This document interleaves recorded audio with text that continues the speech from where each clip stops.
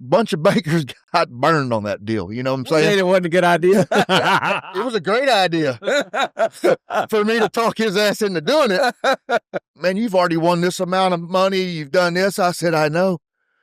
I bought this horse before I came here. Yeah. I promised the dude I'd go send him 40 grand after the finals. Well, I done had the world championship won, and my foot's still on the gas, man. I got to get to this number. You got payments. Okay. When you put the best of the best matched against the best, you're going to get it elevated. There's some nights that even those guys even step it up a notch. Those nights you kind of feel it a little bit, especially when it starts off and you're like, oh boy, here we go. This is fixing to get good. Hey guys, welcome back to the Let's Freakin Rodeo podcast presented by Boot Barn. We got a little something different going on. My good friend Trent Walls called me about his documentary that he's coming out with. It's called 6'8", The Night Everything Changed. It's about calf roping. You actually just watch and listen, and you'll learn all about it. We're having a 3-week series, and Trent's here to kind of tell you a little bit about it. First episode, we brought Cody and Stran, who came in the NFR in 1997, the 1 and 2 spot. They battled all year for top ranking. The film is going to come out during the NFR this year. It'll tell the story of the 9th round and the whole NFR in 1997. Some of the biggest stars that ever roped in that arena coming to join us this week. Cody and Stran coming at you. Everybody that we brought in and talked to about this in this 3-week series was amazing, but this was the heavy hitters of the year. We're talking about the guys that were on the cover of the Pro Rodeo Sports News 2 different times, head-to-head, facing off, battling for the World Championship. You don't want to miss it. But yeah, we just got together. We've been talking about this 4 or 5 years, trying to come up with a reunion or some way to kind of get together, capture some of these stories, and just have a good time doing it. And this is what we came up with. We got together in Fort Worth for a couple of days, put it all in a soup pile, and here it came, and it's good. I think it's going to come out there in Vegas, and we just like the benefits of your telecast here of showing what we're doing. Heck yeah. Well, I mean, we got 2 stars that year, both rookies in 1994. Come on the scene, both rodeo with Roy Cooper, and he was a big part of y'all's career and starting off, I believe. We'll get into that. But then also throughout that year, y'all were back and forth going 1 and 2, and y'all were also twice on the cover of the PSN that year. So I'm interested to hear what y'all got to say about it. Yeah, it was 97 for me was going to be my second year to make the finals. Cody had made it in 94. I went back to school in 94, and he went on and won the Rookie of the Year. and then 95, we both made it in 95, and then 96 was a pretty tough year for all of us. You know, that was whenever we lost Sean McMullen, and I was with Sean whenever we was rodeoing together that year. And it was a tough year for me. I didn't win anything after I went to 30 rodeos after that. We were both in the top 10, I think, whenever we had the wreck. And I ended up not making the finals in 96. And then 97, for me, was probably the most important year of my career, because if it wouldn't have happened and started off the way it did, for me, I probably would have quit. I was really in the middle of a mental depression, you know, and just didn't really know what in the world was going on and why everything had happened the way it did. And 97 was a magical year for us. You know, it was back and forth. I think I had won $30,000 before the bill, right after Houston. Right. And then Cody's a normal Cody year, you know, he's just winning everything. But we went back and forth. I'd be winning it one week, he'd be winning it the next week, and I think we went in the finals that year, first and second. Cody was just a little bit ahead of me, and but we were, you know, back then, I think 100 and 110,000 is what went in winning the world, you know, at that time, and I think we were 30 or 40,000 ahead of the third place guy. So it was a pretty magical year for me, like I say, because if it wouldn't have happened that way for me, I probably would have done something else. Yeah, just like you say, the way his year started out, you know, you don't even know what to expect after coming off of, 96, and then for you to go to 30 rodeos and always was mounted decent, great at times, but decent no less. And, to get started off, like I can always remember back in the day, in the 90s, 30 or 40 or 50 is where a guy was at when he was in the lead or in the top 2 or 3 after Houston, and so I know we were up there over the 30, close to 50 probably by then. And just for you to get started off that year, pretty much clean slate, like that year reminds me of, I lost my dad in 2000. Well, from that day, I did make the finals, but I maybe won 3 or 4 checks is all, but I struggled and struggled and struggled just to get to the finals, it seemed like. And then I, had no idea 2001 was going to start like that. I got a new horse, that got me, revived and a big spark. And same, it's kind of the same story, but we both took off that year like almost like a fresh start. Here we go. Like we got our ducks back in a row, and let's see what we got. So how'd that NFR start for you? Not very good, right? With Topper? I mean, what happened? Yeah, Topper got hurt. I think I don't even know. Right at the very first, I think he got over whoever was taking care of him. JD. Yeah.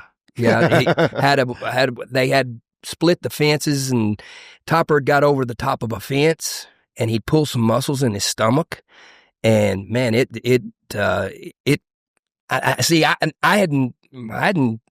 had been he was my dream horse. He's all of everybody's dream horse. And, Roy was going to let me ride him at the finals that year. And so, man, I'm like, hey, this is it. It's over for this guy. Because I'm like, me on him, I'm invincible, but everybody thought that in our bunch at the time. And we get out there and he gets hurt and I have to switch horses. And, I got on another horse that was me and Marty were partners on him. Marty ended up winning 3 rounds on that horse. And he fit him great. He was terrible for me because he just long strided. He didn't fit my style. And, I'm just watching these guys rope as the week goes along. I'm switching horses, going back and forth, and they're all playing chess. And I'm trying to play checkers. This is only my second time to make the finals. And I was just like, I'm just trying to catch and tie one down. And they're tying them in 6, breaking records, and, everybody's throwing hats and everything. I'm like, what am I doing here?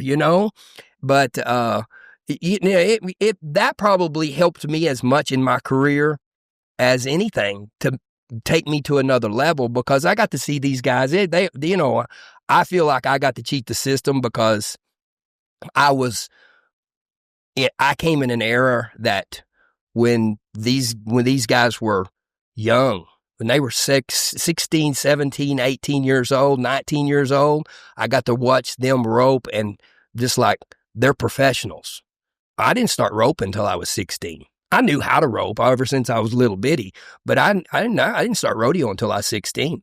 And so at that point, that made me go home, go back to the drawing board, and try to take myself to another level. And I mean, I've watched all the NFRs from, I guess 92 to 2018, but really it was like a turning point right there in 97. I don't know if it was better calves or just better guys or better competition or what it was, but it was like almost like everyone's elevated that year at the national finals. So I would like to hear what y'all thought about that. I mean, I feel like, after watching some of it, like Joe's, his comment, like those 15 guys were the set of wolves that maybe will ever make the NFR, Yeah, when you count it up, those 15 guys had 160 NFR qualifications. Wow. After the whole deal's over. And I don't know if any NFR might have. 4 guys had 20 apiece. Wow. And then there was a lot of guys with 10 and 12, and Ricky and Brent and Stran, 160 total qualifications. That's unbelievable. And you had Ronnie with 1 or 2, right? One. Rick, that was really that year was Jeff's first year, Ricky's first year, Ronnie's first year, Jerome's first year. Like, we always tell the stories back in the day how somebody had to die or quit the sport for you to get a spot. And this year, there's 4 or 5 guys that are brand new into it. And Ronnie is probably the biggest long shot in history, because he'll tell you the only reason he went is because he knew Ricky would not keep going. If Ricky was winning the world, if y'all ever been around Ricky Hyde, he has zero concern of what's going on. Yeah. And he's one of the best ropers we've ever been around. Yeah. For sure. Just fundamentally perfect. Yeah. And Ronnie just says, come summer, he's already talking about, I'm not going. So it was no concern for the NFR. And Ronnie said, I got to go with him or he'll quit. Ronnie wins greedily and just keeps entering. And so there's 15 storylines within one rodeo. But these two guys, to think back to the AJ rodeos, junior rodeos, and Stran getting a late start. But in 93, we all were on the permit circuit to a certain degree. Yeah. And so I'll tell the story and I'll do my best. But Cody had went to the college finals in South Dakota and stuff, and I was living at Strand's house, and we were going to TCRA rodeos and permit rodeos. I think I won $4 all summer. But we go to Pecos, and we finally meet up with Cody. I think they had been around somewhere and come back. And it's about a normal 115-degree day there at Pecos. And Cody happened to have a friend there. She might have been timing the rodeo, I think. So if he did win something, we ought to go. Why you won so much? We ought to go check the books. So me and Stran are in my 91 Dodge with about a $4 camper on it. And you can imagine it's a full slack. So there wasn't no different slacks every day. Every team roper, every bulldogger. And at that time, there was just the regular outlets that you plug into. So everybody had a camper and a regular cord that you would have a blow dryer on, plugged in with 42 adapters on it. So you're maybe getting like 1 kilowatt in your camper, and it's just, it's barely enough to survive in there. So Cody's friend has a room at the Hope Motel 6 and got a pool, air conditioner. We're in. I don't know where Stran went. We get down there and they need a meeting. They're going to have a meeting. And so I go to the pool. I'm going to give them a little time for their meeting. I fall asleep. Down there 2 hours. When I wake up, I'm like, well, I don't have a phone. You're not carrying a watch around. I'm like, better get back up there. I crack the door. You know how when somebody opens the door to a real dark room, you can't see anything. You're blinded. They both went, oh. Like, that's how sunburned I am. I'm as red as an apple because I'm a little white under here. Like, these legs could win the Guinness Book of White Record. So we get done, and I have to go back to the camper, and I just stand up straight all night in the camper. Next day, I got to put on Cody's clothes just so they won't touch me, and I just get on, throw it in the dirt, and get off as soon as possible and get back to my shorts. So me and Stran are headed back home, and I'm also amateur radio installer. And so in this pickup I got, sometimes you got to take this stick and stick it through the deal to hit the amp to get it to go. Well, I hit the wrong wire and it goes, and the AC, the windows, and the radio, no worky. Wait a second. I think the radio kept working, but Well, it could be. I'm a good installer. Yeah, he went I'm a back. good installer. He would have to ride with his arm down in between the seats and hold it for the radio to work. But the air conditioner did not work, nor did the windows. No. Except the little V vent windows in the front. Old school. You could pop those Google babies 91 out. Dodge. And let me tell you something, what you didn't say, that was about a $1,500 system that he put in there because really nice. it was nicer than the camper or the truck, I think. Definitely. Because you could hear us coming with the bump. And he liked the bump. With bump. Yes, sir. Well, yeah. I mean, I was raised on the Ghetto Boys. So he did. And he knew every word of every song. 115 degrees driving across 115 there with no degrees. AC. I wasn't So we making that. stop at also, and we just get 2 bags of ice and get some of our buckets and put them in the floor. So I'm driving, and he's laid out almost naked in the Underwear sleeper. only. Yeah. He's underwear only. I'm underwear only. And with a bucket apiece of ice, and we're just throwing it on each other. We look like we're going across the Arabian desert. Trent. I love that your radio work. Yeah. Yeah. So those times when we're kids at that point, I don't know if we can ever relive those moments. For it to build up to 97, for these two guys to be the top of the heap after we've watched Joe and Fred and wanted to be there to make that journey, and then them to be together doing it, especially on the heels of the Sean McMullen part. It meant the world to me from a distance, and I didn't qualify, and it was the next year. But it's like I felt like it was a team win for our group to do what they did that year. That's what I was going to ask. Yeah. That's what, that tied into that. You didn't know how to enter, and they said Well, you I might mean, not know how to use a roadmap. I know how to enter. It's just very time consuming. It's very It's hard to remember that number too. Yeah. 1-800-234. And by the time you get to the payphone, like the mad dashes that there were to get to the next town in Wyoming before 11 a.m. to get that call to enter or change your preference or whatever. It's crazy to think about that now, how convenient it is. But it wasn't. You might be late to the rodeo because you had to hang around a phone to change your preference in the 30-minute window after it was over. Yeah, it was wild. The roadmap. Did you have you were going to tell a story about the roadmap or no? Oh, we can. I mean, there's a lot of it, but I know this. This was one time in, I think this year or 96, Rusty Seawalt and Jim Bob Mays and me, and we're driving, we're going to Rapid City. Anybody know anything about Texas to Rapid City? It's straight north. So we get up there and it gets kind of snowy and I'm driving. I think Jim Bob was in the camper and they're always playing cards. And I pull over to the store. I'm like, okay, y'all are up. Get in. I go in the store and I said, just go out that way. Go north. I get in the camper, lay down. I look up and Dodge used to have a little east-west deal with the temperature. And I wake up and it says east. We're going east. And they're just playing cards as fast as they can go. And I'm like, fellas, not sure about a lot, but I'm pretty sure Rapid City is not east of Texas. And they're like, no, you said go right.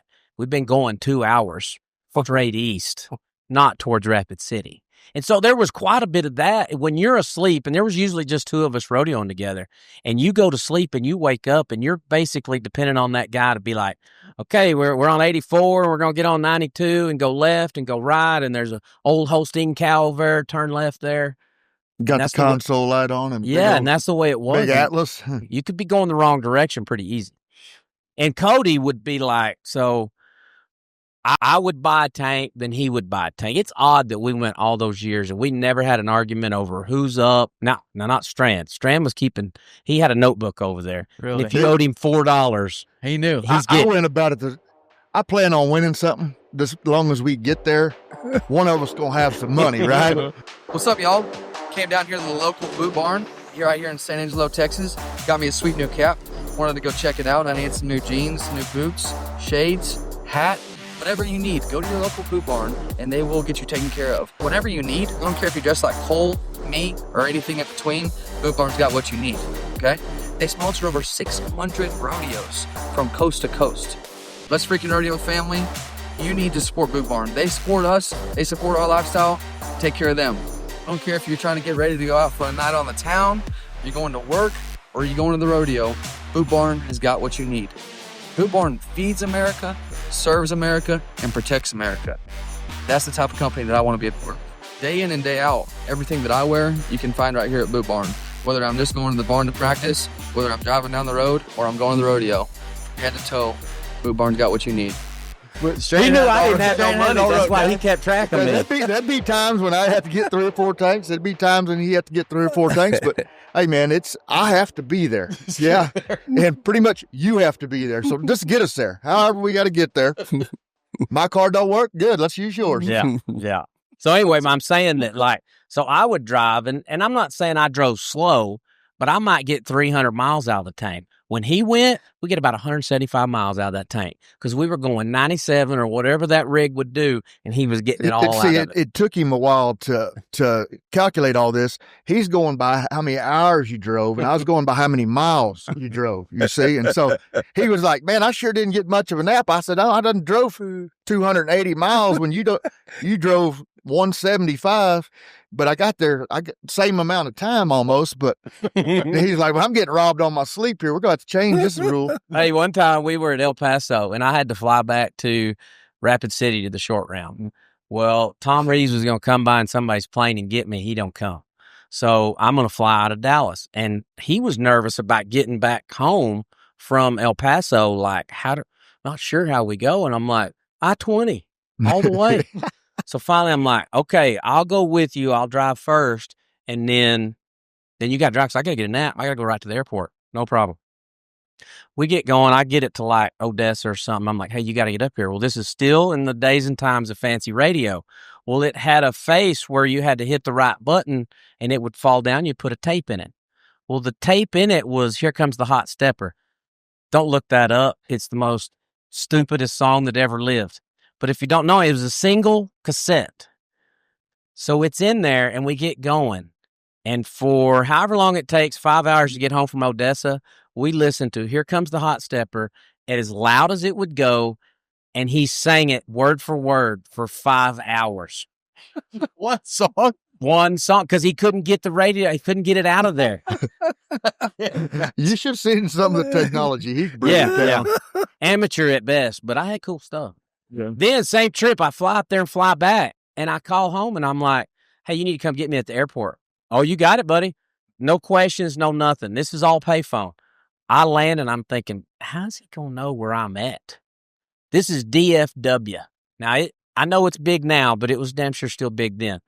I come out. I'm waiting about an hour. I call the house. They're like, no, he's been gone a couple hours.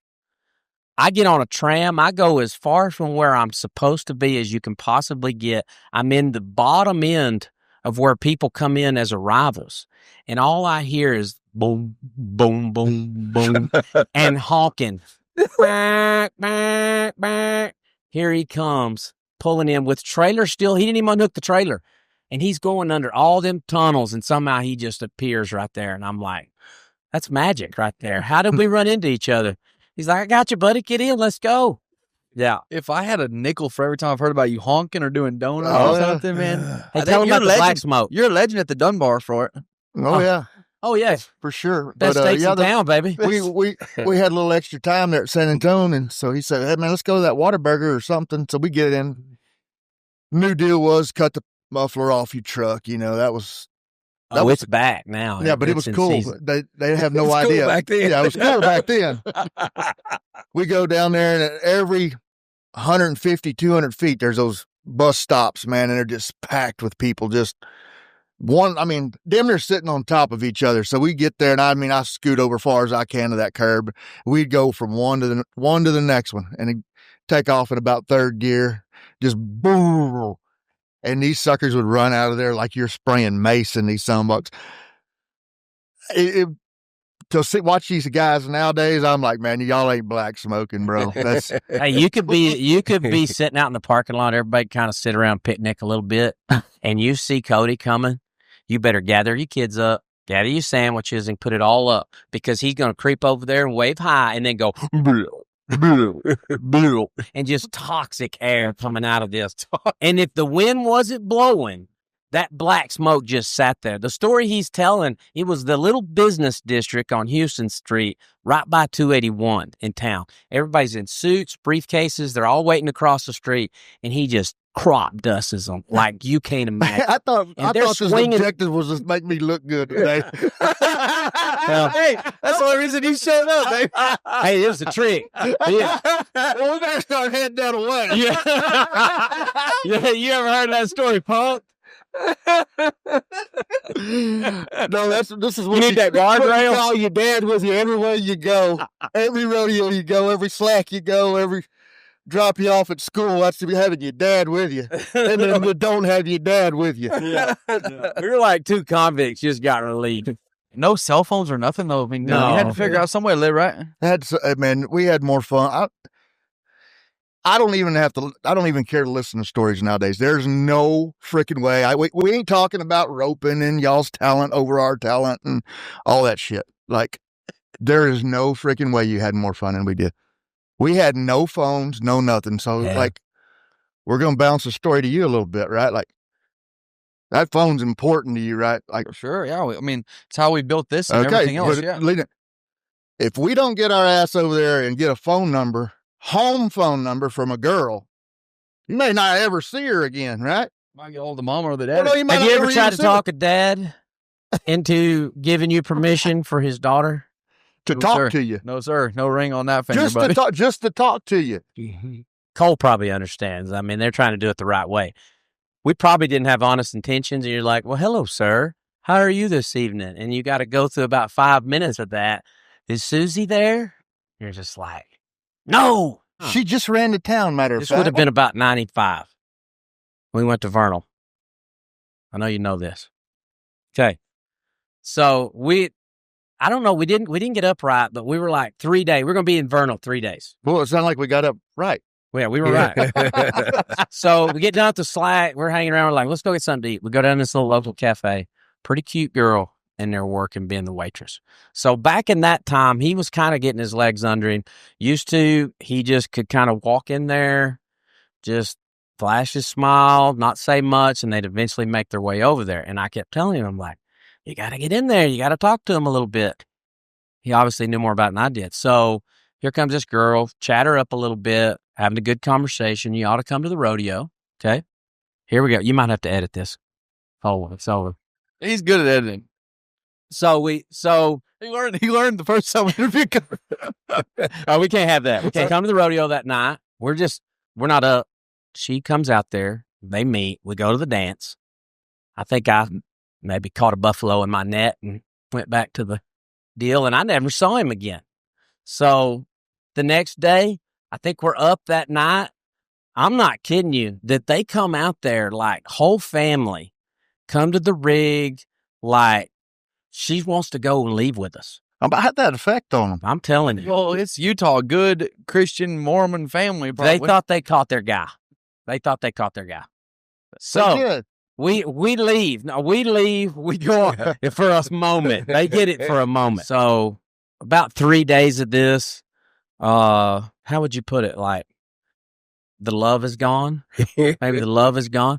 Well, Cody is flying back with Roy or Trevor to the tripping at Cheyenne. And so he's trying to leave her there with us. And we're like, no, sir. She don't want to stay either. She gets on the plane. And I just remember the statement being, as they flew over Vernal, honey, if you'd like to put a parachute on, you can jump out and get straight home. It was like, my only defense all of that was always, I didn't take a break during the day and go to your office. You came to my office, like y'all came here. This is our office. Your boss won't let me come to your office. Don't blame it on me. This was that. I know one more. I know this can tie into Sean McMullen. This is probably a week before. We should have just started the show way different. Like I don't know why we started. Man, that was amazing how you went from 94 to 97. I mean, you gotta. All right, we're gonna start today with Cody Ohl and his terrible rodeo stories. His freedom of. I feel way looser now. This is a much better way. We're at Hermiston, and we're all up at Omac the next day. So we're just gonna jump in with him and run up there. So Cody would usually partake in the beer tent after it was over, and we're hanging around the trailer. And I remember me and Merle are just sitting in the back seat, and we're just like, good Lord. And Sean, we called him Merle. I still don't know how that name came about. McMurrow. It's McMurrow. Okay. McMurrow. Okay, so we're sitting there, and we're like, he's this idiot. So here in a minute, he finally comes trucking around there, kind of. We're like, come on, let's go. I can't remember why we kept waiting, but I look up and past the rig going, Cody could run. Like, you got to understand, he was an athlete. He could run. He is as naked as the day that you're born, running towards the beer tent and just out of sight. He just leaves out of sight. And you're like, disappears all right, there he in goes. The crowd. He disappears in the crowd. I went right into the right in amongst all the people. The hay bales. Yeah. And I said, Merle, let's get everything locked up because he's going to be headed back here in a minute. Let's go.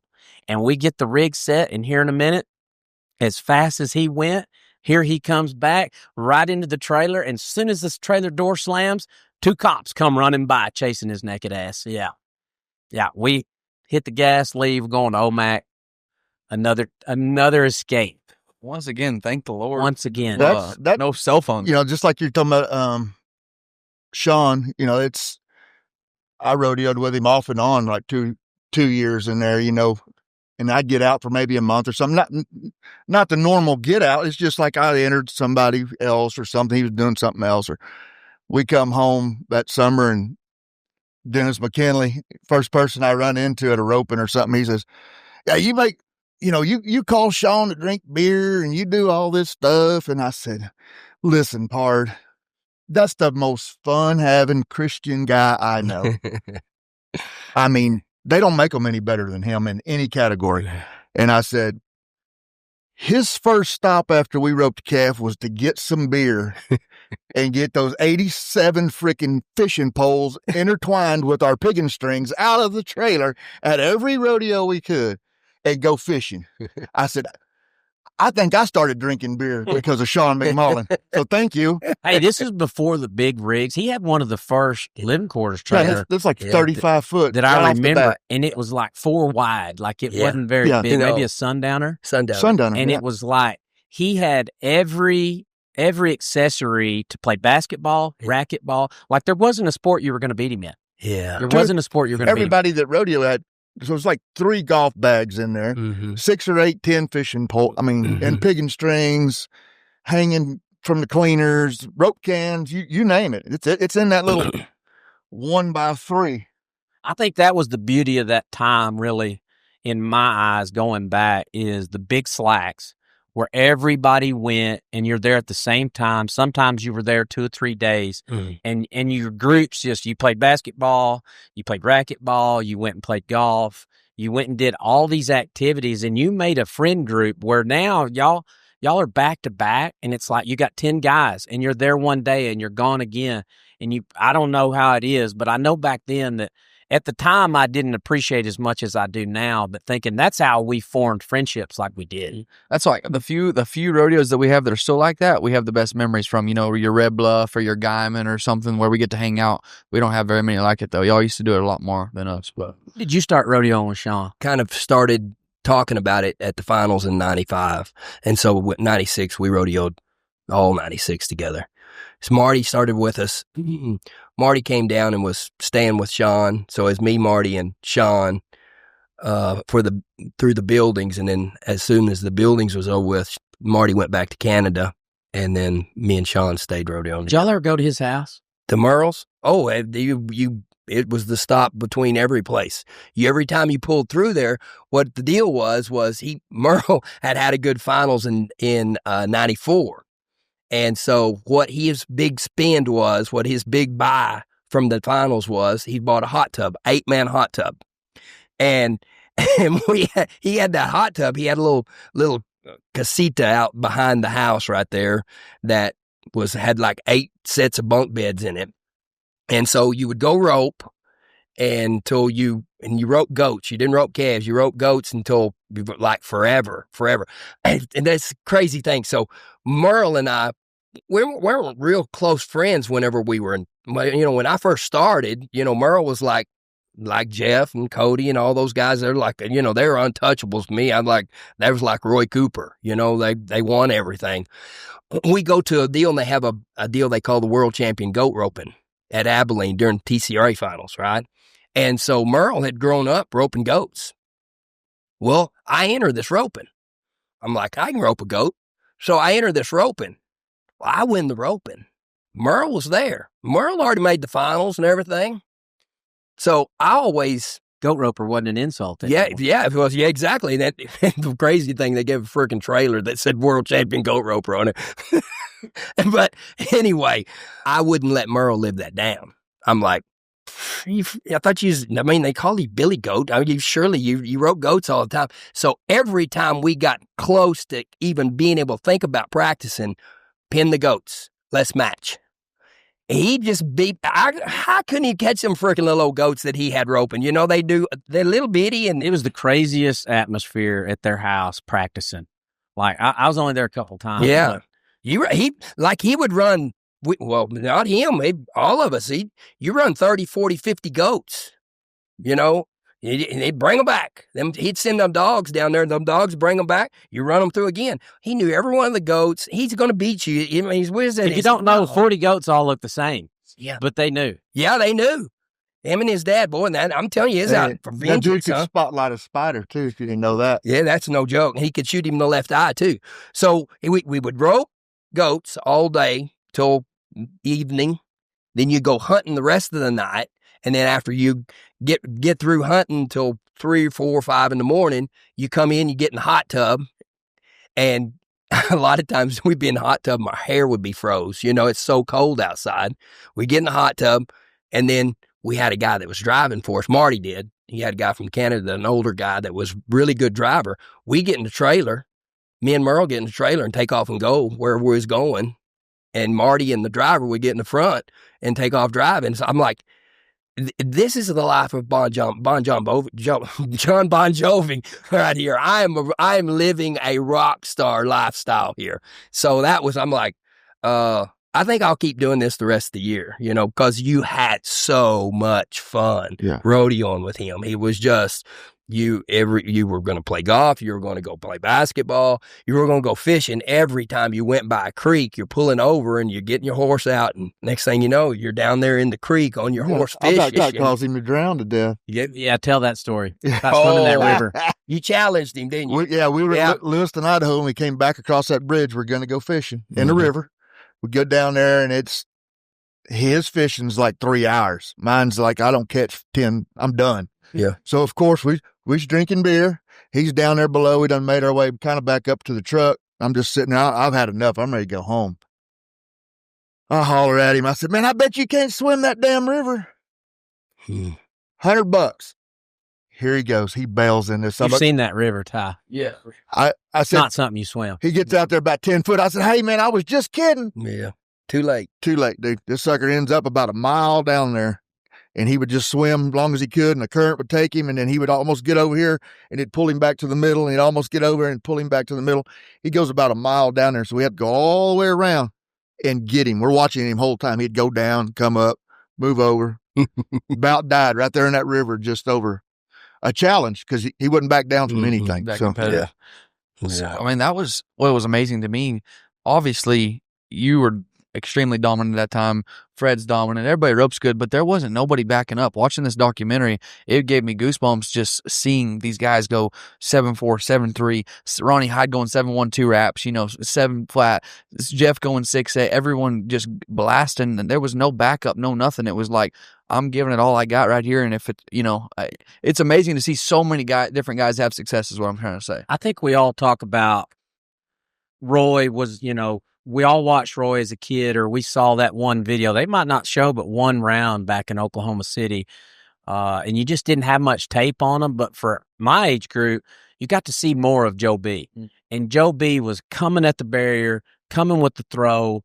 And for me, that's how I started basing. If I was going to be roping the dummy, if I was going to be doing anything, it was going to be like however Joe B's doing it. And then when I run into Cody, that's how he did it down there. And I'm like, oh, this must be the only way to do it. And so I just think that it was in those guys, and Joe B, Ricky, Mike Johnson didn't rope that way. He was from the 80s, and he had a certain way of roping. But like there was a lot of those older guys that were there that had been, Joe B had been on top of them now for 12 years. And they gotta reach and get after it to do it. And you go back and you look, 91, those kids look like they weighed 300. Yeah. Just a big old Brangus heifer that, Brent, we look at Brent and we think, oh, he's a big, strong guy.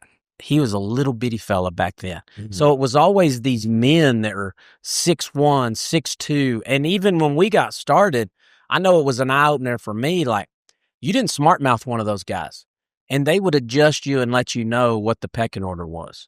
And so as we came up, it seemed like those calves just kept getting just a tick smaller every year and a little better, and maybe we're going to time a little more. And then that year was actually a year that my dad had the calves, and so we had our hand in it there a little bit at the house. And it was more like before forever. This is something I've always kind of wanted to touch on. Calf roping would be the guys, if you're a rodeo stock contractor, a bull rider is not going to be coming over there giving you fits. Bareback rider and bronc rider, they don't come over there complaining about all their stuff. They're just, I will get them at the next one. Bulldoggers are that way, they're just, every now and then you're going to run the good one, you better win something. Team roping back then isn't anything like it is now. They just ran down there and caught them, and 2 or 3 different groups dominated. Calf roping, they got to switch the calves out all the time. Every time they get them where they don't got to doctor them or do much to them, it's time to switch them out because they've gotten too big. So there was kind of like a back and forth between the contestants and the contractors of, we're the thorn in their sides. So they would kind of, I don't know that it was on purpose, but there was very little preparation for a long time. I know that Joe B. or Lanham told me one time that one year something happened with the calves. They called my dad the week before the rodeo and said, we don't got no calves. So he just gathered up a truckload, sent them out there. They tied them one time before the rodeo and just got it on. And those calves weighed 280, 290. And you've been roping long enough to know there's a big old difference between 280 and 220. Wait just a second. I'm going to have to jump in here. These guys, this is the only bad thing I got to strike against these younger guys, is this. You need to get some scales and really weigh a calf that weighs 280 pounds. There's a big difference in what we call 280 or what is actually 280 and what calf ropers call 280. What weighs 280, you wouldn't rope. Yeah. Well, when we got started, we got started, that 93, 94, they were still roping that type. You'll see videos or pictures, and you'll see some smaller calves at certain places, but not a lot. Not a lot. And so I would say that leading up to that, I can remember why my dad had the calves that year. Mike Johnson did not like me and Cody. And he thought he just didn't like you. Probably so. But for whatever reason, he had been the director. I'll give Mike his credit. Mike was one of the main reasons that we started having as much success in the calf deal as we did, because Mike did a lot of work. He was probably the director for 10 or 11 years, probably to the detriment of his roping, because that was always a death sentence. Like Hanchy doing it now and still winning and doing what he's doing, he's one of the first ever that ever had it and won, because Roy would tell you he quit quick. Troy Pruitt did it, got mad, he quit. Brent took it over, he got mad, he quit. There's not as much thought as in a full-size beef calf as in a half blood, though, either. Yeah. Well, I'm just saying. I'm talking about the preparation. You buy a 230-pound set of calves, you better have some help to tie 100 of them correct. Now, the kind of calves they rope now, if you lay them down correctly and tie them a couple times, they're probably not going to kick. Yeah, more gentle. Yeah, more gentle. But I'm just saying that's where a stock contractor just pouring the feed to them is not gonna mess this set of calves up very bad, which had ruined the big set of calves. I just remember we were at Lovington, and Mike, I just kind of stayed on Mike about when you get ready to pick the calves for the NFR. I didn't have a chance to make it, but I'm like, I'd like to have a shot at it. And I remember him coming to me at Lovington, and he was just tired of the whole business of being the director, and he's like, fine, do it. And so I think, I'm not trying to toot my dad's horn, I'm just saying he was a calf roper. He put on rodeos all year long.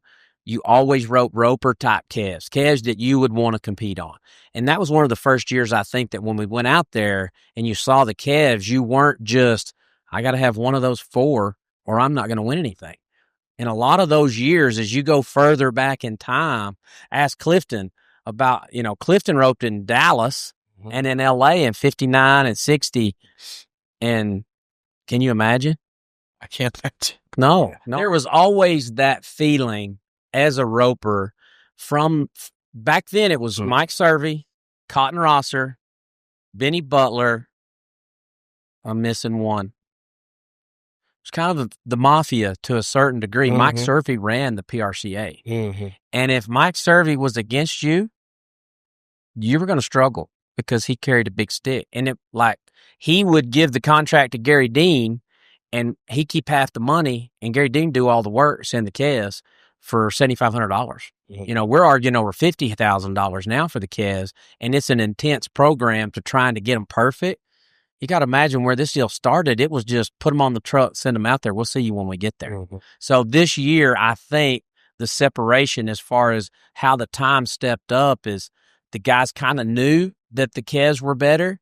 And then once those times went to hitting and you get confidence that you could maybe stick a Rapmahui on, or that they were going to be standing there when you did get down there to the end of it, it just breeds confidence through the whole group.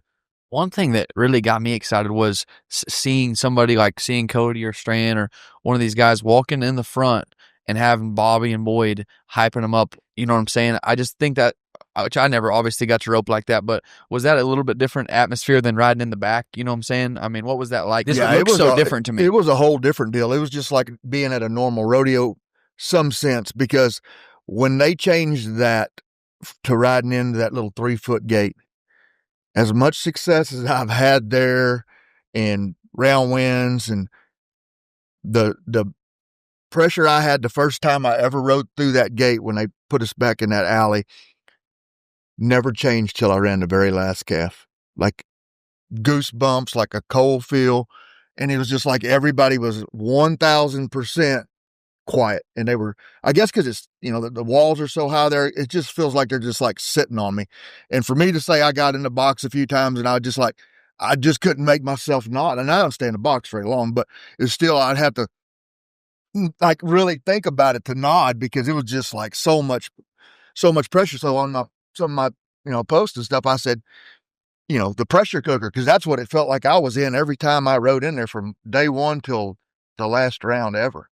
Big difference also that's just the same as that was the last year that they accumulatively let the winners of the wheat, like the high money winners went to the end of the round. So the last 5 ropers every night was the guys that won the most during the NFR. That's why Jeffrey roped last all the time, is because he went to banging out those rounds. And by the 8th, 9th, and 10th round, Marty Becker was the last roper in round 9 because he won 5th round, 6th round, might have placed the 7th, should have won the 8th, but 8th, but still placed. Wobbled his tie 7th. And that's why he roped last. Like after Jeff was 6'8", you don't know this, Marty Becker was still left to rope.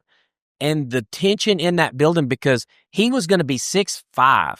If you watch the show, you're going to see that he was going to be 6'5" in round 8. Drop the legs. Dropped the legs and missed his string. Yeah. And he's 7'5".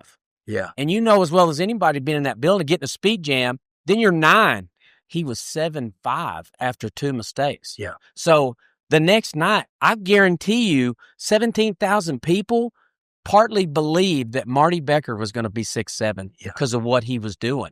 And so even for Cody, like there's a game in that to say he's trying to hedge his bet to win the world and he's not getting a rope last. And these other guys are catching him a little because they're feeding off that momentum. Mm-hmm. And now it's like the Haven and Shad's deal. Haven was first roper and the crowd didn't even quite know what they had seen. And then when Shad did what he did, it's like they woke up a little bit and they're like, holy crap, they just set the record. And then he did that. But what would that look like if they were the last 2 ropers? That had to be a little bit challenging on you to just keep staying the course every night because I know how competitive you are. Everybody else is winning the rounds, getting the talk, getting the money, and you're just trying to stay the course and finish the deal. And that's where I think, like my respect for Riley. It's just kind of a weird deal because our so far our world championships have played not back to back. Well, yeah, I guess back to back for 2, 97, 98, my first 2. But me and him had to rope exactly the same the first year, which sucked. Can't get all caught up in the hype and trying to be 6. And then the next year he had more of a lead. And then he decided, hey, let's just put our foot on the gas and get back in there. And that's what I did my next year. Like I just had to rope conservative, and I hated that. Like I really did. The horse I had was just a touch green for that 2 swing shot. He just still kind of wanted to break a little wide, but is honestly better that I had to rope the way I did because I got him dialed in a little bit more and more and more as the rounds went on. But yeah, it's not a fun place for me to be.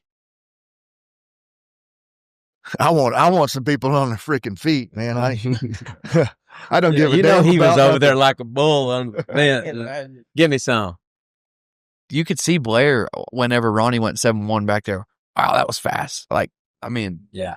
I thought that was really cool to have the guys in the arena, the calf roper walking in the front of the box. I don't know, it'll never go like that again, but I thought that was really cool. Yeah, and y'all lived that through the year rodeoing now and a big short round at Reno. I guess you ride in the back at Reno, but there's some of the big rodeos, you still come in the front. And there is that, you grow up thinking of that. When you're roping the dummy, the guy's hyping you. We've all listened to Bob a million times.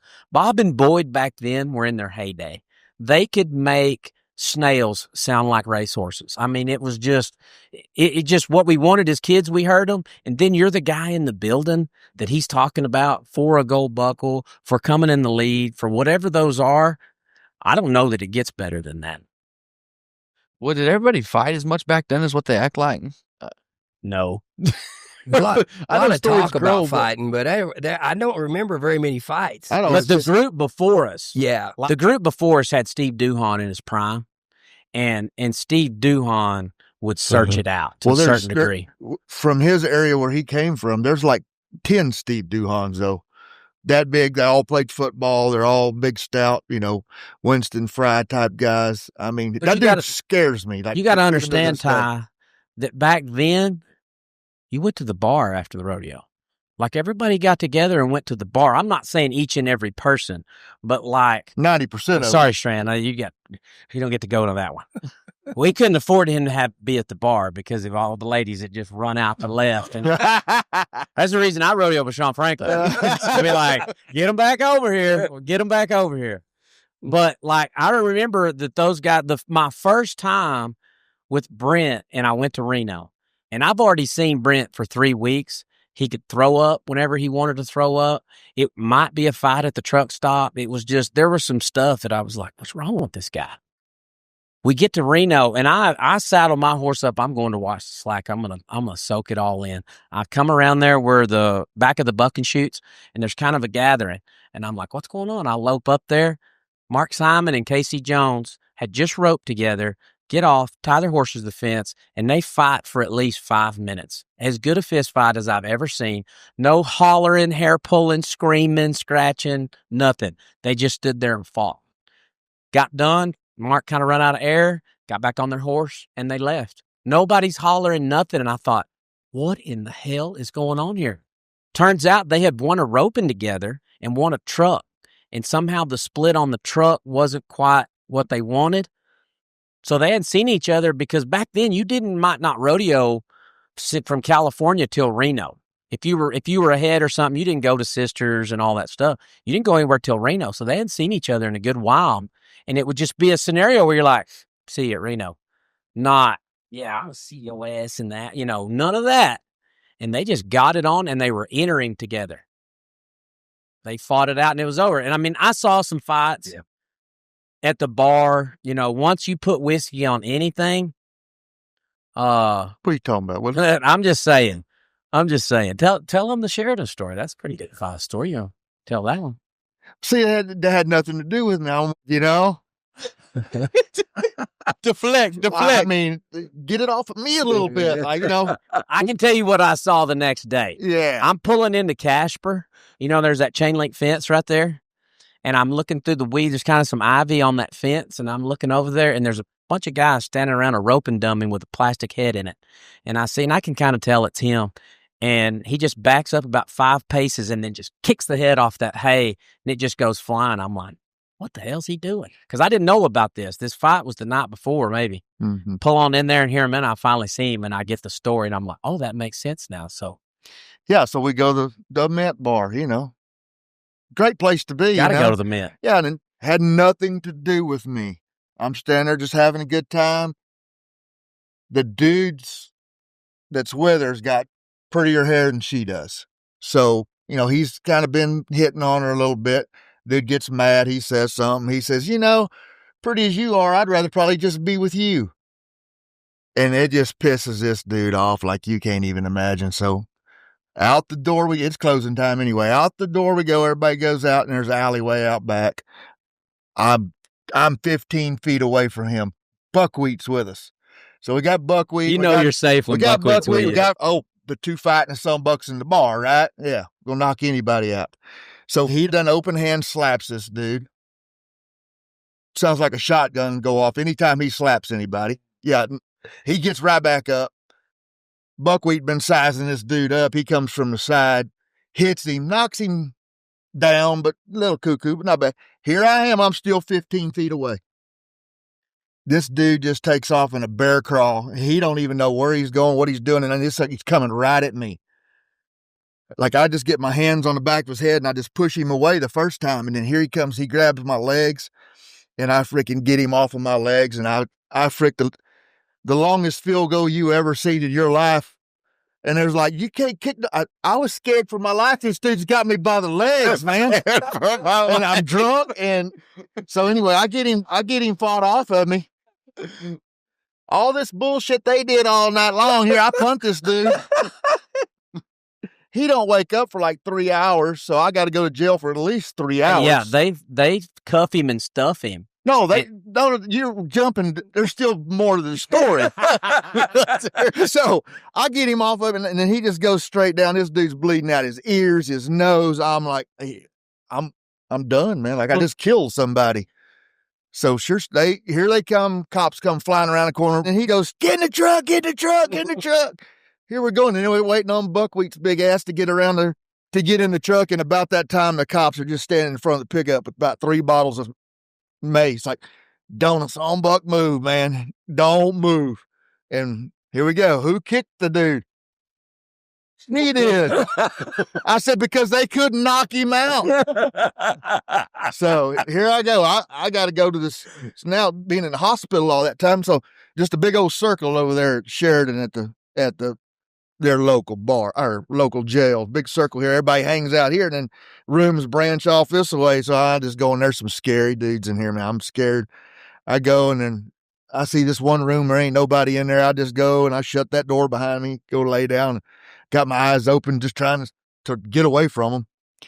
About 2 hours go by, I hear that that door open. I'm like, here goes all them stories they told me about. Got to make love. Oh, yeah. About to have to make some love. Anyway, dude just comes in there and lays down, never says a word. I come in there, that door opens again. I said, oh, it's really on now, I guess. They come get me. That dude woke up. They didn't want to press no charges, nothing. So here comes a camper, picks me up. All that for him. I couldn't knock a dude out. So. I just remembered the next day, that's what kicking. He was demonstrating how he punted that dude. Yeah, between that story and the one for Reno, that was pretty good. You beat me to the bar at Greeley, so I had to show that story a few times too. Doing a forward roll over the rope and shoot. No, I do. Yeah. This is my first drinking outing. There's a reason I don't drink, for sure. He had flew back to the short round at Reno, and I think rode Herbert's horse or something, and was like, it might have been winning the world right then. I was winning the world, but come back second high call and that day. And the horse's ass end gives out, like just falls right there, wasn't it? Coming right out of the chute. Thought he'd like pinched a nerve or something. I'm back at Greeley, and I'm on a winning streak of 1 out of 30, I think. And he flies back in that night, and I don't know what we went to that place plenty, but I don't know what it's 2 stories. And it had an upstairs up there, had some pool tables up there. And he gets back, and he's been on a plane all day after flying over there, not even getting to throw his rope. Yeah. Nothing went right. And I decided this was going to be the first night, do a little drinking, and we showed him how you come down a banister double. Yeah. What is a banister? Oh, flight of stairs. We get on that sucker double like a horse and go down that sucker wide open. It looks like it's 75 feet long, like at an airport, an escalator, like that, except stairs. Yeah, and we bowling balled the tables. Cody might have been dating somebody's woman in there that night. He didn't enjoy it either. So, I don't mean to just keep.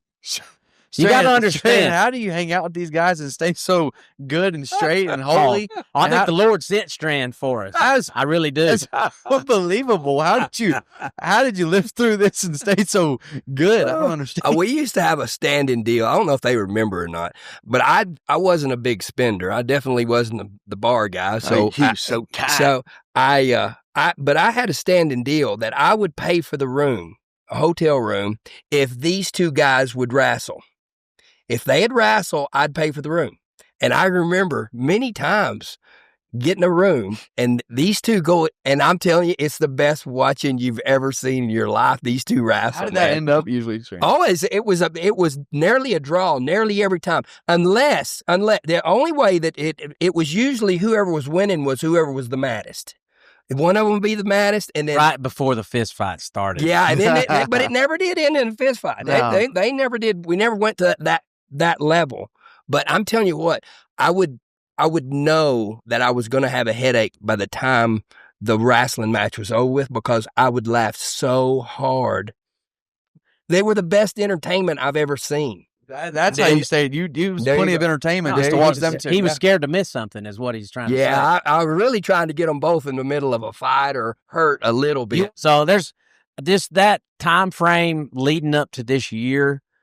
you're really rooting for your guys all the time. And I think that's what's most special for me, to have all these times with these two guys. And then for this to be the passing of the torch, kind of, not that Fred's just getting going too. He's had the most success, but Joe is probably on the way out. Roy's been hurt. He's not going as much. And it's kind of, I'm not going to say our time, but it's their time. And you could kind of feel that start to come. It's pretty special. Yeah. I mean, I watched the documentary and I got those right there. I ain't gonna lie to you. Yeah. Starting at the NFR, let's just say that would be my question is, this is the first time you're going in first. This is the first time you probably have gold buckle on your mind, that it's a possibility. Like, what's that feeling driving out there? Because you remember driving there the first time. When you come over that hill and you see all those lights, it's like nothing else. I can't imagine being in the running for it, and maybe just explain that feeling of come as far as you did to get to that point. Yeah, it really was like a year from then, from 12 months earlier, I'm at the lowest point of my life. And then to be in 97 December right there, and you're just like, I really was, the whole year, I just really wanted to pinch myself and just like, is this real? Is this real? Because it was almost like it was easy for me that year, and I'm like, and then it's all falling into place. I mean, I've got Topper, so I'm gonna get to ride him, and I'm just like, this is a dream come true. And then for it to kind of get a little sideways and me not to have the finals, get to watch these guys. And even though it was probably for my career, it was the hardest thing career-wise to go through that part of it.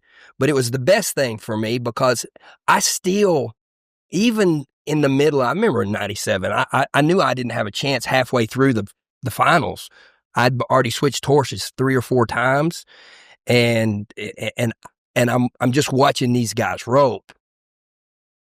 Right after being a competitor, I was just almost that big of a fan, and I'm just like, man, and just getting to watch it all go down, and the way I'm watching Cody rope, and he's zoned in on that little red horse, man. He's just in a zone.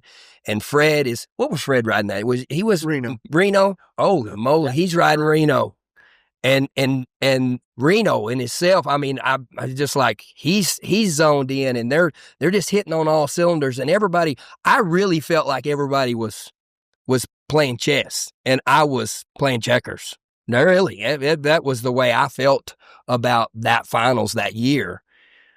But it was probably when I went home from there. It's what made me, if I go to another level, and really not just with my roping, but the horse and the horsemanship, and really because I always played to my strengths. My strength was, as soon as it goes around their neck, I get my foot on the ground. Those horses were just transportation to you back then. Yep.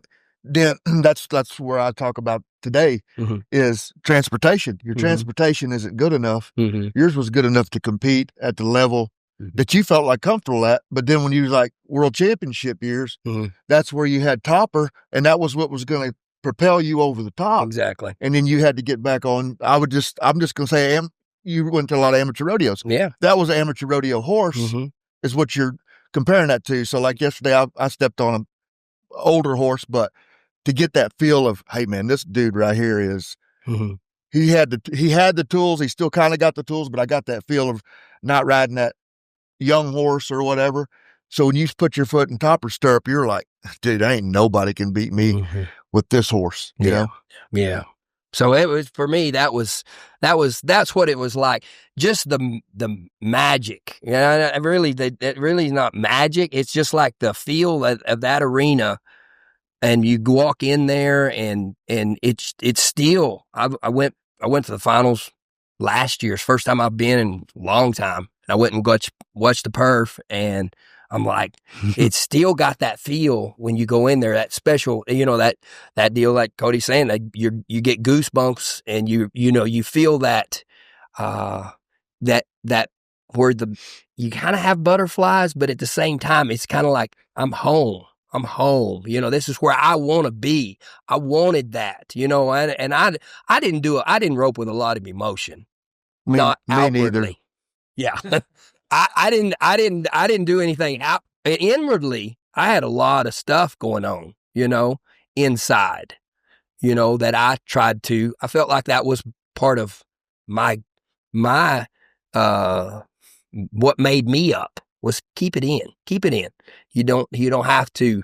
And I did, and I tried to not get too high with the highs, not get too low with the lows, but back to the point of getting to watch those guys rope that year.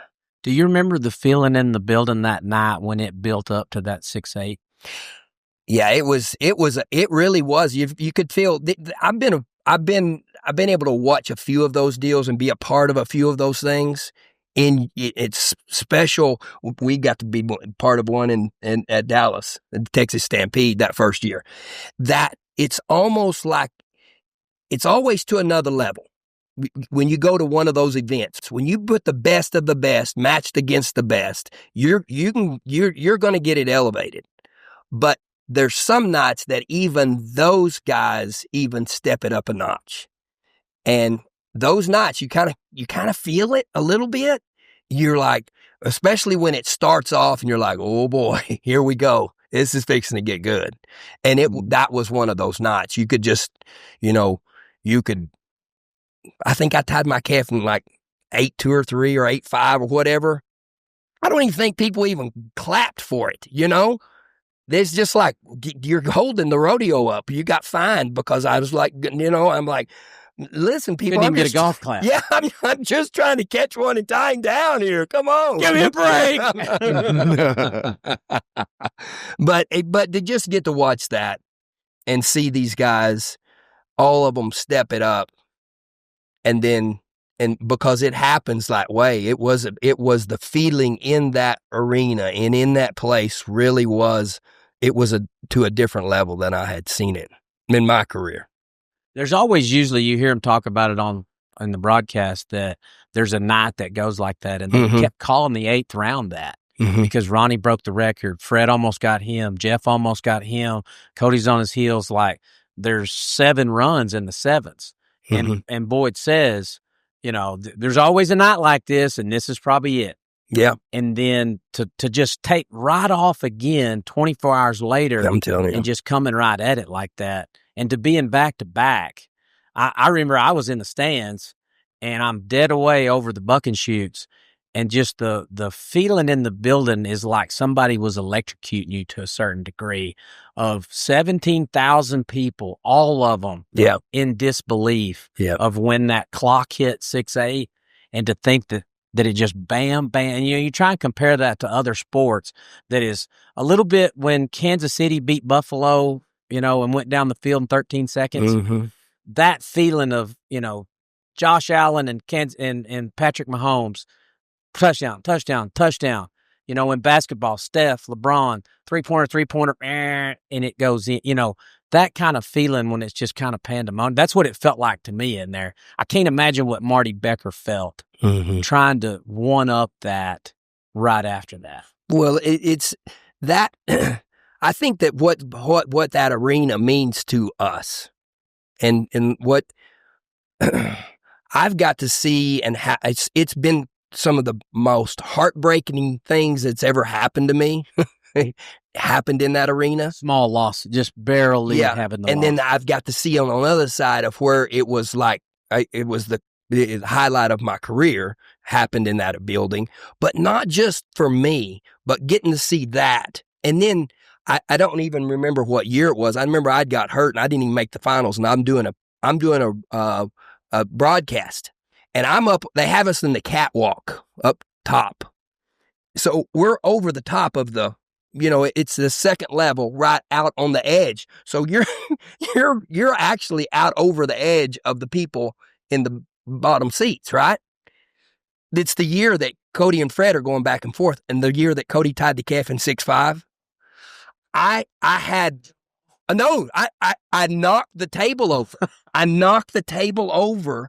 They had drinks and papers and everything. You tied that calf in 6. I don't think I even ever told you this, but when you tied that calf in 6'5", because I was explaining to that what my stance about, especially about him at the finals, was this: you to get all those 52 go rounds. You gotta. It's a level that you have to go to do that, to be willing to look like an idiot every once in a while. To take that chance. That you have to really, it's not easy to tie. Most people know it's not easy to tie calf in 6'5". It's not, or 6 or 7, whatever it might be. But to do that constantly, to put yourself out there, to expose yourself, and then to do it for a go buckle in the 10th go round and tie one faster than it's ever been tied there before. We're talking about the 6'7", 6'8", 6'8". Ah, yes, right, 6'7". I got you, Jeffrey. I did tie one at 6'7" one time out there. It's like 15 years later. But to tie one in 6'5" in the 10th go round for a go buckle. That's what I was talking about. I said, listen, I don't know if we fully appreciate these two guys right here, what they're doing for this sport and what they're doing for our event. Oh, no. And then he comes out and he ties his calf in 6'5". I was so excited, and I jumped up and I knocked the table over, and the drinks go off, and the papers and it's all on the people around, and everybody's like, "What the crap?" And I don't even care. I didn't even care. I'm so excited. I about fell off the deal. I was like, not either. That was it's the coolest thing I've ever seen, because I knew how hard that would be to pull off, and he pulled it off for a go buckle. I ain't talking about that peach fuzz. Yeah. No, that's the only thing I compared when I started getting to the part of the film where you're putting the sequence in. I even called Haven and Trevor and kind of had something set up to, at the end of this show, then go, this has only been broken 4 times in 28 years, and here's those runs. Mm-hmm. And it's like when you look at Haven's, Shad's, Trevor's, I don't think none of that was for significance. I mean, Haven's almost, if Riley would have stumped his toe, that could have been the reason for a buckle. Mm-hmm. But if you really think about it, you hope for y'all's sake that y'all get into this at some point where you're lined up at the end with the ability that, hey, I gotta be 7 flat, and then you gotta be 6'9", and then you gotta be 6'8", and then maybe somebody pulls that 6'4" out of their pocket. But for that to have been 24 years ago that he did that, and it's still nobody's come close, or even the drama of the 10th round. I think the average and the jerk down changed that considerably. But I can remember that I was watching on TV when that happened, and I thought that took me back to the night of the 6'8", when it was just so disbelief that even happened. I think that's exactly what that was. I wasn't in the gym that night, but same scenario. So we're going to get around to telling that 6'5" story. Yeah. But Cody can speak on, he's standing in the moat when Jeff's 6'8", and then for that to have any kind of effect on the 6'5". I don't know. I never fell into everybody else's deal. I just, for one, nobody gets on a victory lap horse until the last person ropes. I'm glad that my name is kind of in that mix. So I never got caught up in everybody else's deal. I just knew what my game plan was, and I just tried to stay to that, other than, Fred, if we were back to back, and, like when I blew my knee out, I only freaking blew my knee out because I was trying to win the round. I done had the world championship won, was like 10 or 12 seconds in the lead in the average, and take a throw because he's winning the round. You want me to tell him why I think you blow your knee out? No, we've already had enough of that today, but the real reason is I'm going to beat him in the round too. I mean, he was fast, but not where you couldn't beat it. My calf was good enough, but I missed, but I just trying to, other than that run alone, I just knew what I was going to do. Do you think going back to 97 when those times happened and that broke for me as a kid, when you're at home or you're in your mind, you're like, that's how I roped. I wanted to get the record. I never really thought about the average, but I was like, I was trying to win the breakaway because that's what when I saw him being successful with it, that's my only chance is trying to win the breakaway. I wanted to be the first one to be 6 in that building. And then it happened, and then Jeff stomped on that. Like, when you're on Pearl during those years, and you're 6'5", 6'6", 6'7", it's and pretty damn often. Like, do you think that there's a tie to that time frame where it's like, oh, you think 6'8" is something? You think that was a big deal? Did that carry any weight? I mean, I watched that. I watched the difference between the stirrup and the calf, right? I watched his flanking. My dad took me to Seguin, Texas to watch him rope in the short go. That happened. There was 3 or 4 other really good guys at the time, made the short go at high school finals. I went there to watch him. There was some things that my dad seen in his flanking and his setting the run up and all that stuff. I study that nonstop. And so I knew where some things that I needed to clean up, to get to the calf better, to have the calf standing, or in my mind, there's not even a deal of, I can tie 1 and 6 all day long with him flat and learn how to shape him 3 steps before I even get there. That's why I'm so hard on people double barreling for one, because it just creates you to be on your heels. You're not getting there any faster. You might get to the calf faster, but you're not in beast mode by no means. You're still trying to overcome getting on your heels at some point and then getting back downhill. I wanted to leave the stirrup and be downhill hard as I could, be in the perfect position. But like I said, I just would nitpick those runs today. Like, I'm not even entered anymore, but I hold people accountable. And when they call, I tell them, this is what you've got to do different. As good as Riley Webb was at Vegas last year, he doesn't reach out to me. I said, hey, bud, your footsteps have got to get better when you get to the calf. You're a little bit you're going a little faster than you need to. If you would slow those down, get into that rope, because the rope will slow you down. You can still be as fast as you're going, but just move over. Take a step into the rope. Just I got a question 3 about to 6 that. inches. Do you think you were conscious about that? Because in 94 is your first year, and I remember tried to take Speedy or whatever it was, and you jumped horses, and it was probably as big a disappointment as you ever faced, thinking, I've won everything I've ever been to, and now I kind of got a pie in my face. Well, it's no difference in his story. Yeah. Okay. And then, so 95, the reason I'm getting to this is this show is about the go around, that time. And really, and when we talk to Jeff, we'll get to find this out. 95, you won a lot of go-arounds that year with that horse because, like you said, you had to drop the bomb and you had to go straighten them up and you had to go do those things. And that was really the first time we'd ever seen that, I think, at Vegas, where the 3 rounds in a row, and he says that in the film of like building that of the year before, bam, bam, bam, 3 rounds in a row, 7-5, 7-4, 7-3, and it's a record. And it's like, I think that has as much to do with what happened in 97 as it itself, is that building. And then there's a guy in the gym that thinks that way every time, that it kind of built that atmosphere for that night to happen. Sure. So go back to 96 when whatever is going on in your brain. I don't remember if you're in the average. I don't remember any of those things. Yeah, I was in the average a little bit there, 3rd or 4th, 5th back there, but were you about the buckle or are you still gathering money? It was about both, so for instance, like I've been thinking about this whole time.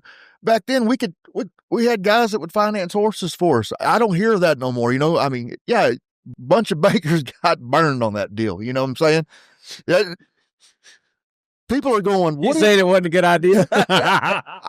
It was a great idea for me to talk his ass into doing it.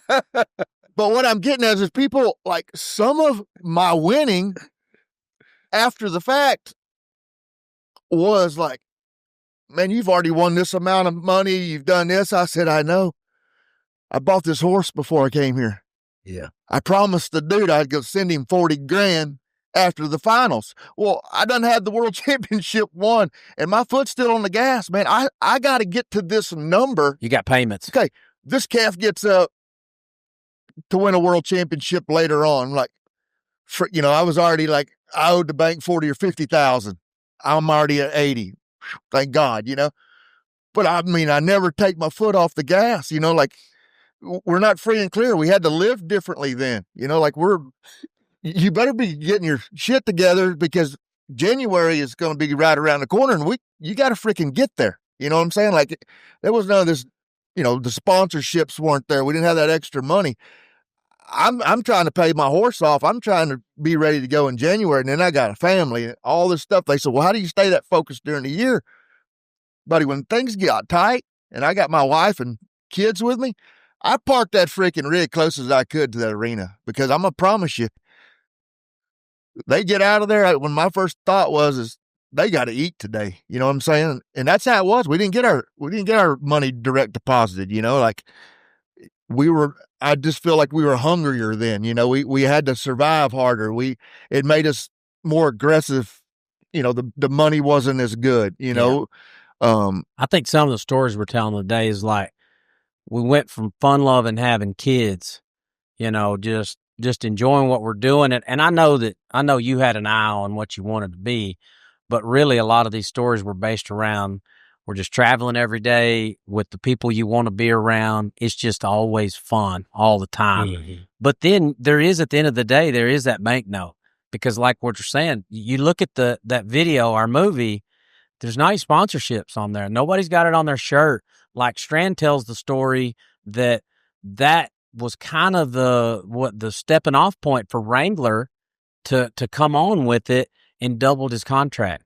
And it started becoming a model. And it was like, that's what calf roping did that year in 97 was it doubled our exposure because there was a long time when they mentioned calf roping, people got a cigarette, people went and got a beer, they went to the bathroom, they went and visited. They just went and did something else during it in the bell race. And then to go back to the calf deal, that's part of it because you got Sean Davis, bronc rider, all about everything but bronc riding is number one, right? So you start stealing a little bit of that away from the bronc riding, then we're not maybe going to condition the calves enough. We're going to turn Kid Rock down 10 degrees. And I personally know all this, right? So like, Bob, boy, don't build him up quite as much. Like we're stealing the thunder from the. There was a changing of the guard going on where there's some power, and they see the Cody and Fred saga and the Joe B is still around. Like there is some power moving from that end of the arena to the timed event, and especially the calf roping because the team roping. Oh, I'm forgetting one thing. Mm-hmm. This is also the year of the strike. We'll talk about this during Joe B's part. You're talking about it turns into 4 or 5 guys per perf throwing their hat in a calf roping. They're still being Mr. Right on this end. You don't even wave. You don't know body language, no nothing. It's just for respect. Like we're stealing all the show, and then things start changing a little bit. I want you two to run us through that meeting. So used to at the NFR. All the contestants would go in the building, I think, and get up in the stands, and Sean Davis and TJ Walter would come up there, and it was just a general membership meeting. Mm-hmm. Is in the gold card rooms where they had that meeting. Okay. So anyway, the point of the story is the team ropers used to rope for half, and the bell roasters. I'm sorry. Bell rapers? Contagious today. Bell rapers. Bell racers were they're 3/4. Maybe team roping and bell racers 3/4. Yeah. And Matt Tyler stands up and begins the process of saying, hey, we want equal money. And I mean, I know what the story is, but I wasn't in the building. Yeah. It was one of those deals when that happened, A lot of silence at Yeah, first. a lot of silence and a lot of from up on the little pedestal up there, a lot of whispering back behind behind their hats and it just like every rodeo meeting I've ever been to, before long we're talking about stalls and they're like, whoa, let's come back here and let's talk about this equal money, and finally caught some momentum. It did. And everybody started kind of joining together. And what I remember about that meeting was I thought for a second, this is really going to happen. We're really fixing a strike. I'm coming in number 2. Yeah, and we're exactly. Gonna strike. And I'm like, I got to call my banker. Yeah. We're not even roping out here, man. Hey, you're going to have to give me one more year. I'm like, I got 13 guys that's got a rope in front of me. So if any of them ropes, I'm roping because I know Cody's roping. So no, but it well, was. That's what the meeting started turning into. Yeah. Like Joe Blow's first time there. Well, I'm riding my bronc. Yeah. Then the meeting started separating. Yeah, the timed event guys really did stick together, and it was because the Bulldoggers said, "I ain't for it, boys," and when that happened, everybody's like, "That's right, we're gonna." Bulldoggers used to run together. the world. Yeah, like if Roy Duval or Steve Duhon told you what you're going to do, that's what you're going to do. And so that was kind of the consensus behind everything. Now Jimmy Powers was working for the PRCA, and he had guys there riding his horse. So he was kind of the godfather of the Bulldoggers back then. And so it was a lot of tension in that room. I'm telling you, it was really serious right there. And this was my takeaway from it. After the meeting has got sideways, we've almost had a fight in there amongst Bulldoggers. And all of a sudden, I look, and Clay O'Brien, champ, gets up and walks up to the microphone and says, "Boys," he said, "this is the way I see it." He said, "We got this vehicle here." And he goes into this long story about this old Dodge truck. And before it was over with, I don't even remember exactly how he brought it all around. But is it like, okay, so what the gist of the whole story is this. We've all been rodeoing all year long for what we knew was going to happen. We knew what the finals was going to pay. So let's get busy now. You guys get busy. Las Vegas Events gets busy. The Cowboys get busy. PRCA, y'all get busy. And what we'll do is next year, we'll do our best to have equal money. And that's what came out of that. And it was right at the edge of going sideways. And when he did that, when he gave that talk, it was kind of a woo-saw to everybody. And it was like, okay, we're going to rope, we're going to compete, but next year we're going to get equal money next year. And it was a good enough. It satisfied everybody enough to where we went forward. And sure enough, that's where what I recall from it is it got pretty heated, and once they left, Sean Davis went and captured the bareback riders and told them, if one event competes, they get all the money. And so the bareback riders said, we're riding. Yeah. So it kind of got away. Well, this was the icing on the cake is this. Joe B was trying to win the all-around that year. And Joe B was the biggest name to a certain degree, him and Ty. I think Ty was hurt, and this was the year he was going. Dan Mortensen would win all the money in the bronc riding. And finally, he got 3 re-rides at a rodeo one time, and they finally marked him, and he won enough to get an all-around race, like towards the end of the year. So Joe B's hot about that right off the bat. So they get done, and when it's all settled, Dan wins the all-around by couple thousand. And if you do the math that if Joe B had equal money in the team rope and he wins the all around, he walks out of the building and finds USA Today. We didn't have a lot of press back then, but there was a little group around on Sunday and says they cheated me out of an all around world championship because we don't have equal money. And that became a huge headline for the first week after. And the reason the moat and the deal is gone, they said those were the gold buckle seats, and we need that to pay the team ropers and the bell racers. Yeah. And that's why the moat left. Yep. Really? Yep. And the whole rotation, why the rotation started was Jimmy Powers and them said that it's unfair that the best guys get to rope at the end every night or Bulldog at the end. So therefore, we're going to start this rotation. And it was just what Cody was touching on as far as there might have been too much momentum on the time the event ends. Well, they don't do it. They don't do it in the rough stock. No, rough stock is still the best. Because they the want five that money away. winners. Like, I mean, you've seen it just as much as I have. Here's Stetson. I'm just throwing Stetson out there. I'm not. It can be any other name that's a world champion, but he's probably 83. But he needs to be 87 and a half for this world championship or whatever. Kind of funny how it's always comes out to 87 and a half, doesn't it? I mean, like, but you take a that judge. end of the arena is not fair at all if you're going to do that. No, you take a judged event. Yeah, judged it. And compare. Let the guy. How many times has the guy that went first won the round? Never. I don't know it. Very seldom. You never see it in the rough It stock. happens in our event some. So you never see it in the rough stock. Never see it in the rough stock because it's down to those five guys. And if you do the math of those five guys winning a certain percentage of the checks, it would scare you. For sure. And so if it's unfair for us to do it that way, why is it that still that way in the bronc riding events? Because they're trying to keep excitement on that end of the arena and sell their stars. That's the problem with me. You throw U5 at the end of the round every night, we're going to see a different cat rope. And that's what we saw in 97.